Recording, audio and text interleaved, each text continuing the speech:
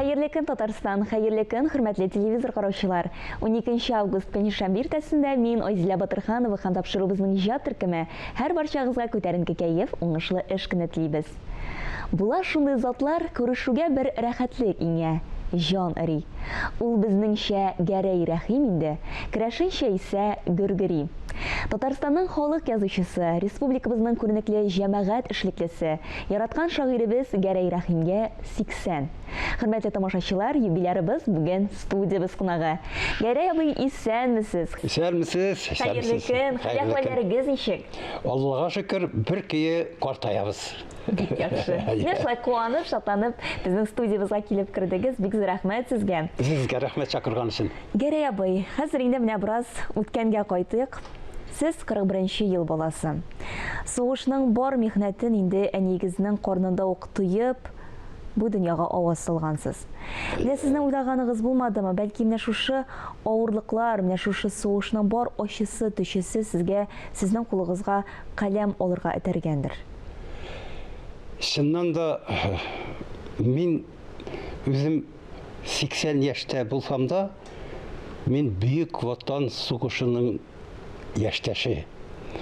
Бу хәл минем өчен гомер буена ниндидер минем биографиямда кара сызык булып сузылып килде. Чөнки бөек ватан сугышы безнең халкыбызга, үзебезнең татар халкына да көттөшкеч афәтләр китерде, көттөшкеч авырлыклар китерде. Мин сугыш башланганнан соң 23-нче көндә дөньяга килгәнмен. 22 көндә бер көн алдан минем әтием Родионов Василий Семенович иде ул. Әтием бер көн алдан сугышка киткән. Әнием мине, әтине авылдагы гадәт буенча басу капкасына кадәр озата да алмаган. Bütün хатын-кызлар үзләренең ирләрен, үзләренең егетләрен ватан сугышына озатканда, басу капкасы, безнең бик матур басу капкасы бар иде авылда, шушы басу капкасына кадәр озатып килгәннәр дә, елый-елый шушы капка төбендә калганнар. Ирләр сугышка киткәннәр. Яни минем әтине озатырга чыккач, ишек алдыннан урамга, әти аңарга әйткән: "Фикла, син мине озата барма. Чөнки әле авылның ситендә басу капкасына кадәр барганда, синең инде корсагың борыныңа җиткән бит. Кинәт син тудыра башларсың баланы, җиргә балчыкка төшеришең ялгыш. Өйдә генә кал, өйдә генә тудыр" дип, әнине өйдә калдырган. Шулай итеп, бер көннән мин туганмын инде. Менә шулай итеп, мин сугышны чын мәгънәсендә менә шулай каршылаганмын. Мин әдәбиятка бик иртә килдем. Ни өчен дигәндә, менә шу сугыш зәхмәтләре дә инде йөрәкне тырнагандыр. Һәм мин укыганда безнең мәктәп Шыгыр районында икенче урында тора торган мәктәп иде, татар мәктәбе, 10 еллык мәктәп. Мин шунда укыдым. Шунда укыганда минем укытучым, беренче укытучым, әдәбиятны укытучы, беренче укытучым Муликова Саҗидә Сөләйманова дигән апабыз иде. Мин бик шаян кеше идем, бик тәртипсез малай идем укыганда. Шаярып, мин укытучыларга дәрес алып барырга ирек бирмәй торган идем. Мине бик яратып бетермәделәр укытучылар. Чөнки яратырлык түгел инде, мин әйткән, кем яратсын инде, әйме. Һәм шул, ләкин мин һәр вакыт шигырь укырга, шигырь сөйләргә, әдәбият белән бик нык шөгыльләнә идем. Шушы укытучым Саҗидә Сөләйманова бик каты мине ярата иде. Bütün укытучыларга, bütün мәктәпкә караганда да ярата иде. Һәм әйтә торган булган минем әнигә: "Эй, Фикла апа, синең малаеңны, Гөргөрийне мәктәптә бик яратып бетермиләр. Укытучылар коллективында укытучылар да бик яратып бетермиләр. Ләкин мин аңарга бик гаҗәпләнәм. Ул шигырь белән, әдәбият белән бик нык шөгыльләнә һәм мин белеп торам. Укытучылар әйтәләр, бу кешедән, бу малайдан кеше чыкмас инде, бу инде усал фәлән дип әйтәләр дә, ләкин мин сиңа әйтәм, бу малайыңнан бер җүнле кеше чыга дип. Менә аның сүзе яртылаш дөрес туры килде. Мин җүнле кеше дип санамыйм үземне, әлбәттә. Ләкин бүгенге көндә мин Татарстанның халык язучысы дәрәҗәсендә миңа биргәннәр икән, минем язган әсәрләремнән мин инде бөтенләй төп калган кеше булмаганмын дип уйлыйм. Ул вакытларда әле безнең татарча газета журналлар бик күп чыкмый иде. Татарча газета журналлар яшьләр өчен, яшь язучылар өчен бер әйбер дә юк иде. Яшь язучылар өчен журнал өчен без бик каты көрәштек. Ә ул көрәш инде электән үк башланган булган. Шул вакытта Саҗидә апа Сөләйманова Татарстанның яшьләр өчен, яшь әдәбиятчылар өчен журналы булмауны искә алып, үзебезнең мәктәптә кулъязма әдәби журнал чыгара башлады. Һәм ул кулъязма әдәби журналның моннан 70 ел элек без язган, миндә анда катнаша башладым инде. Катнаша башладым. Язган бер данәсе минем архивта сакланган. Менә ул журнал, менә ул яшь иҗатчы дип атала. 1953 елны менә шушыны журнал итеп ясап, балалар өчен без мәктәптә шушы журналны язып, чыгарып, аны коридорда, мәктәп коридорының стенасына элеп куя торгандык, менә шулай җеп белән. Элеп куябыз, безнең мәктәпкә килгән һәрбер кеше шушы журналны укыйды. Бу инде тираж була, тиражы була. Менә шуннан башлап, мин монда үземнең кабер шигырьләремне чыгардым, монда чыгарган идем. Һәм мин шушыннан башлап, мин әдәбияттан аерылмадым. Бер генә сәгатькә дә аерылмадым һәм бүгенге көнгә кадәр мин татар әдәбиятына гына хезмәт итә торган кеше. Ә менә беренче шигырегез нәрсә турында иде ул? Беренче шигырем минем табигать турында иде. Ул сыерчык сайравы турындагы шигырь иде, чөнки минем туган җирем, туган авылым сыерчыклар киләләр, сайрыйлар һәм бик нык ярата идем мин табигатьне һәм шушы табигатьне яратуымны шигырьгә чыгардым да, карасам район газеталарында күрше авыллардагы минем яшьтәге җегетләр, кызлар шигырь язаларда газетта бастырып чыгаралар. Газетта бастырып чыгару минем өчен бик изге әйбер иде. Мин андый хәлгә менеп җитә алырмын дип һич кенә хыяллана алмый идем. Ләкин газеталарда үземнең яшьтәшләрдән шигырьләр чыга башлагачтан мин бу шигырьне тоттым да җибәрдем район газетасына. Район газетасына җибәрсәм, bir 3-4 көннән соң газетада басылып чыкты минем шигырем. Беренче шигырем басылып чыктым. Мин инде шок каттым. Ничек инде авылда, Федотовка авылында Крешин малае, хәерче малае, үзенең шигырен газетта бастырган. Бу әйбер миңа шул кадәр зур көч бирде. Һәм киләчәктә мин әйтәм, әдәбияттан бер кая китмәм дим, һәм бүгенге көнгә кадәр мин әдәбият белән яшим. Поэзия Гәрәй Рәхим өчен улы дөнья белән шатлыклы очрашу чарасы. Кеше рухы белән галәм моңы арасында якынлык эзләү һәр вакытта шагыйрьнең игътибар үзәгендә. Вакыт узган саен аның иҗаты табигыйрәк яңгырый, мәгънәсе тирәнрәк ачыла бара. Менә бу сүзләрне сезнең турында Аяз Гыйләҗев яза. Һәм инде бик күп шагыйрьләр, бик күп әдәбият әһелләре сезнең шушы иҗатыгызга бик зур бәя бирә Гәрәй абый. Без аларны инде карап чыктык. Һәм инде шигырьләрегез дә берсеннән берсе, алар инде ритмга бай, шул кадәр табигый сурәтләнешләр белән баетылган, чуарланган дип әйтергә мөмкин. Һәм менә бу инде тапшыруыбызда без бит инде сезнең тормышыгыздагы менә шундый үзенчәлекле моментларга тукталабыз. Сұрыйсым килә, менә илһам дәрте сүнгән, һәм инде бөтенләй әдәбияттан китеп тору дип әйтим инде. Менә шундый вакытлар булдымы сезнең тормышыгызда? Тормышны катлаулы дип әйтү генә бик аз. Тормыш катлаулыдан да катлаулырак. Әлбәттә, 80 ел гомер иткән кешедә төрле вакытлар булгандыр. Миндә кай вакытта үземнең шигырьләремне укыйм, Аңын себебі мен Тукайны оқығанмын, Пушкинны оқығанмын, Хасан Туфанларны оқығанмын барысында. Шуннан қарайым да менің шиырлар оларныкынан нашар кебек.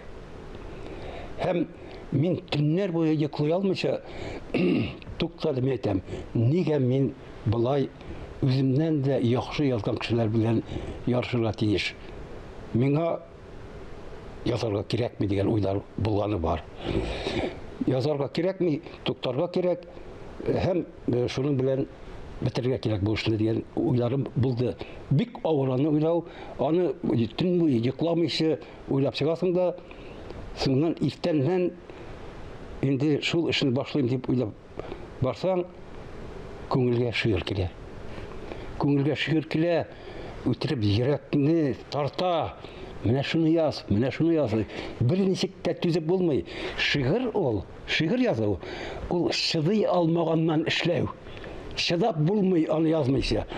Менә бик күп шагыйрьләр бигрәк тә газет журналларда басылып, район газет журналларында басылып килгән шигырьләрне шагыйрьләр языйм әле дип уйлыйлар да язалар. Языйм әле дип уйлап, шигырь язып булмый. Шигырь синең йөрәгеңә кереп, фикереңә кереп, баш миеңә кереп, сине бер ничек тә тыя алмас дәрәҗәгә җиткергәч кенә языла торган була.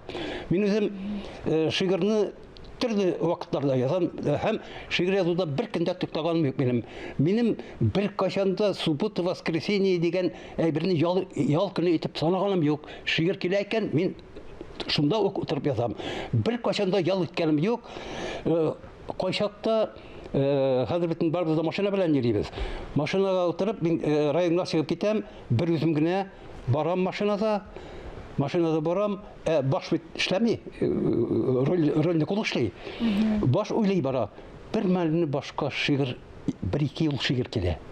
Бер-ике шигырь, шул хәтле матур шигырь күп. Әгәр дә шигырь синең күңелеңә килеп, син аны шул вакытта ук язып алмасаң, ул 3-4 минуттан онытыла да.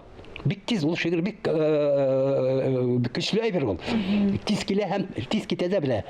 Шуңа күрә шуннан руль белән барам, кызу гына барам, шуннан башка килә бит. Теге 2 еллык шигырь сорый, тагын өстәүне сорый. Шунда мин тиз генә юлның кырыена чыгып туктыйм да машина белән. Блокнотны алам да тотынам шигырь язарга. Шунда шигырь туа. Шигырь туа һәм әйбәт кенә шигырьләр туа инде шулай. Менә шундый хәлләрдә дә шигырь язарга туры килә. Төрле шөгыльләрем бар минем. Мин авылда чакта балта эше белән бик яхшы булдым, пасика эшләре белән. Мин үземнең гомеремдә 4 мәртәбә яңа йорт салдым. Үз кулым белән. Ул 4 мәртәбә яңа йорт салуны мин төрле урыннарга күчеп яшәгәннең аркасында һәм дачалар төзү белән бәйле иде инде. Һәм аларның шул 4 йортның да ким дигәндә 50-60% өлешен мин үз кулларым белән эшләдем. Бу инде сиңа шигырь язудан кала икенче түбәнеш. Беренчесе шигырь язу иң бөеге. Бу бөектән кала менә шу балташы да булды. Аннан соң мин табигать белән бик нык шөгыльләндем. Табигатьтә үсемлекләр белән, агачлар белән бик нык шөгыльләндем һәм мин дару үләннәре җыя беләм. Дару үләннәрен кайчан үсә, кайсы вакыттарак аны җыеп алырга, җыеп алгандан соң ничек киптерергә, аны ничек сакларга, аны кабул иткәндә, эчкәндә ничегрәк эчәргә, бөтенесен дә мин беләм, барысында. Һәм әлбәттә инде мунча кыруны бик яратам инде. Юкә агачыннан мунчаңны төзеп куяп, шуны ягып, сибеп җибәрәсең икән. Мунча эчендә бал исләре килә башлый инде. Сез сөйләгәнне тыңлап утырасың, әйеме? Һәм минем нәкъ үзем шунда булган кебек, шул кадәр тәмле тоеп сөйләсез. Рәхмәт сезгә, Гәрәй. Һәм инде безнең тамашачыларыбызга сезнең бүгенге көнегез бик кызыклы. Менә сез инде хәзер нәрсәләр белән шөгыльләнәсез? Бүгенге көн минем бик карт бит инде мин хәзер. Карт түгел бит әле. 80 яшь карт инде, карт шулай, карт түгел дип әйтүгезне рәхмәт кенә. Мин дөресен генә әйткәндә шушы әдәбият, сәнгатьтән айрыла алмаячакмын бит инде. Хәзер миңа шундый вакыт килде. Шигырь нәрсә ул? Шигырь ул сүзләр тезмәсе. Сүзләрне бер-берсенә шигырь була ала, сүзләр шунда гына, әгәр дә ул сүзләрне син янәшә тәртибе белән бик колакка ишетелерлек итеп тезә белсәң. Сүзләрне шигырь итеп тезә белү ул шагыйрьлек дип атала инде. Мин шуңа күрә сүзләр белән бик нык кызыксына башладым. Татар теленең сүзнең байлыгы шул кадәр көчле, татар теле бик күп халыкларга, үзенең күрше халыкларына һәм рус халкына да бик күп сүзләр биргән. Русларның бөтен сүзлегеннән 40%-тан артыгы татар теленнән чыккан. Менә мин икесен генә әйтәм сезгә, гаҗәеп татар сүзләре.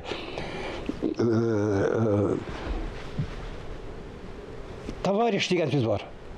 Урысларда. Чиста татар сүзе. Ничек алай?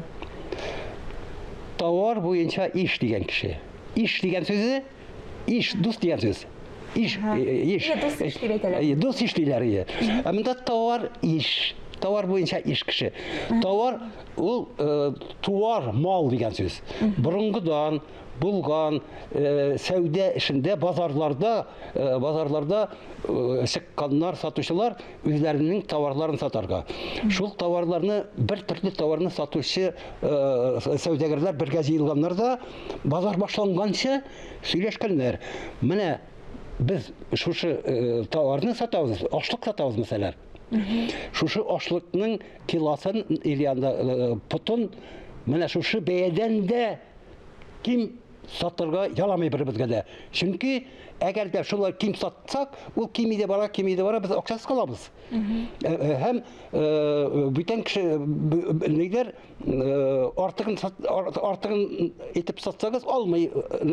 Менә шул товар буенча эшләр товариществолар төзелгән. Товар буенча эшләр. Товар дигән сүз ул вакытта товар, иң беренче товар, бигрәк тә төрки халыкларда, татарларда, далаларда яшәүчеләрнең иң зур товары нәрсә? Мал. Мал сату. Сыер, сарык, ат сату. Алар иң төп товарлар булганнар. Ат нәрсә? Мал нәрсә ул? Ул туа торган мал. Туар мал. Товар. Төп товар. Товар буенча иш кеше, товар буенча дус кеше, товарищ. Шушы товарищ дигән татар сүзен руслар үзләре дә эләктереп алганнар да, алар үзләре дә базарда йөргәннәр инде. Эләктереп алганнар да, товар буенча иш кешеләрне дус дип кабул иткәннәр. Һәм безнең бөек коммунистлар партиясенең съездлары, иң зур съездлары шушы татар сүзе белән башланды иде. Товарищ дип. Татар телендәге сүзләрнең килеп чыгышы белән бик нык кызыксынам. Алар бик катлаулы һәм фәлсәфи яктан да бар. Шулар турында язам. Менә бит, Субханалла Гәрәй абый, бик кызыклы үтә икән көннәрегез. Бүгенге көнегезне безнең белән башлаганыгыз өчен зур рәхмәт сезгә. Әле алга таба да очрашулар насыйп булсын сезнең белән. Рәхмәт. Сезнең белән сөйләшеп утыру үзе үк миңа илһам өстәде, кайту белән эшләргә тынам, язарга тынам. Менә бит, бик рәхмәт. Хөрмәтле тамашачылар, бүгенгә шулар. Мин Айзилә Батырханова һәм тапшырыбызның иҗат төркеме сезнең белән саубуллашабыз.